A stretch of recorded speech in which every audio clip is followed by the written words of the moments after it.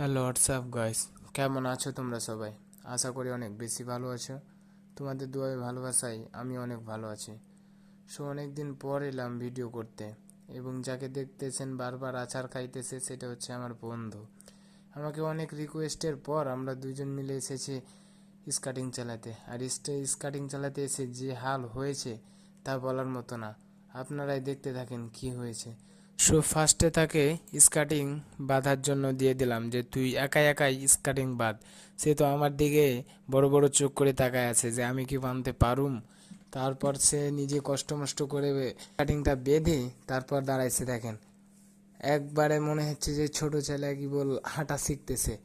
মানে কি বলবো আর কি, আপনারা দেখলে মানে হাসি হাসি পাইতেন। দেখেন সে দাঁড়ায় আছে কেমনে, মানে হাঁটতেছে তো তার নিজের উপরে কোনো কন্ট্রোল নেই। একজনকে আবার ডাকতেছে যে তুই আমাকে ধরে থাক, আমি তোকে ধরে ধরে যাবে, কিন্তু সে আইতেছে না। যেতে তুই যে বান যে হাত পা ছড়াচ্ছি আমাকে হয়তো সে মেরে দিবে।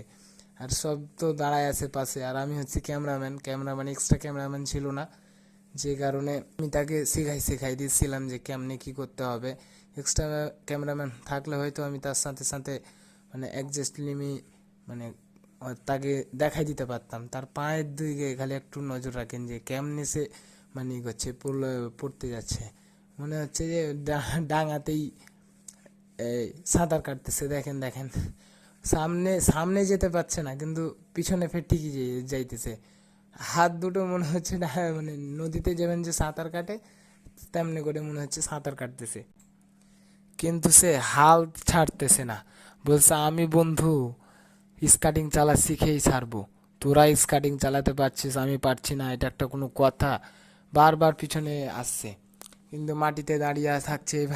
এবার বলছে এবার আমাকে চালতে হবে হবে তুই আমার একটু হাতটা ধর, আমাকে একটু আগাই দে, মানে ঠেলে দে, আমি তারপর মানে এই তারপর দেখেন মনে হচ্ছে মানে বাচ্চা ছেলে হাঁটা শিখতেছে, পড়লো দিয়ে ছোট ছেলে পিলার তাকে রাগাইতেছে যে পারে না বলতে বলতেই সে পড়ে গেল। দেখেন দেখেন একটুকার জন্যই পাটা বেঁচে গেছে। মানে পা এভান যে ঘুরিয়ে পড়া অনেক কিন্তু রিস্ক। যারা নতুন স্কার্টিং মানে চালাতে চান তারা কিন্তু এদিক দিয়ে সাবধানে থাকবেন। অনেক কিন্তু রিস্ক, যদি একটু পায়ে দিক থেকে ওদিক হয়ে যায় তাহলে কিন্তু মোচকানোর সম্ভাবনা থাকে। দেখেন পিছনে পিছনে সামনে যেতে পারছে না, কিন্তু পিছনে ঠিকই যাচ্ছে। আর এই যে এটা এটা হচ্ছে আমি তাকে তো ডিটেকশন দিতেই আছি, কিন্তু সে আমার কথা মানে নিতে পারছে না, কারণ সে তার নিজের বডিটাকে নিজের কন্ট্রোলে রাখতে পারছে না। আবার মানে রোডে উঠতেই পারছে না, পাকে কেড়ি বেড়ি করে মানে একাকার অবস্থা হয়ে যাচ্ছে। আমি বারবার বলতেছি যে সামন দিকে ঠেলা মার, সামন দিকে ঠেলা মার, তারপরও মানে হচ্ছে না। একজনকে তাও ধরে আছে, তারপরও সে বারবার উজুট খেয়ে পড়ে যাচ্ছে। সেও তাকে ধরে ধরে আমি বললাম তুই একটু ধরে ধরেই চল, নাহলে আবার আকাম হয়ে যাবি। বলতে বলতে আবার সে শুয়ে পড়ছে।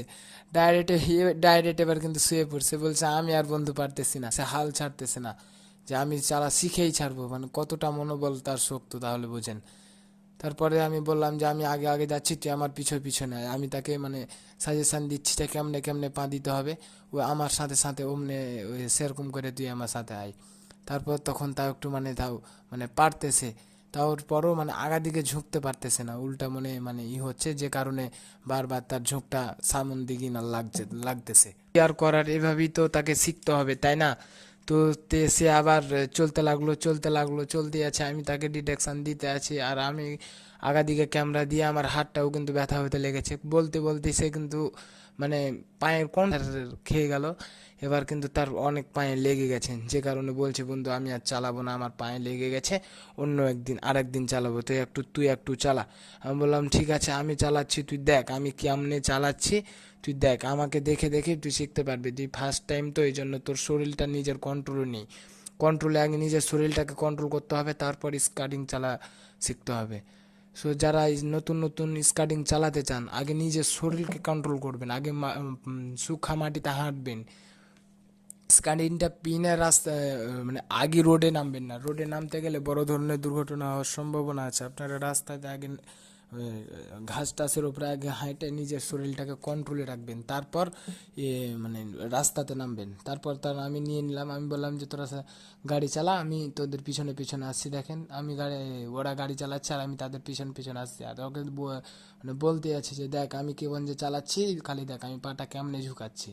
সে বলছে এতক্ষণে বন্ধু, আমি বলছি আমাকে আর একবার চালাতে দাও, আমাকে আবার চালাতে দাও। আমি করছি না, এই আজকের জন্য এইটুকুই, পরবর্তীতে অনেক আরও চালাবি।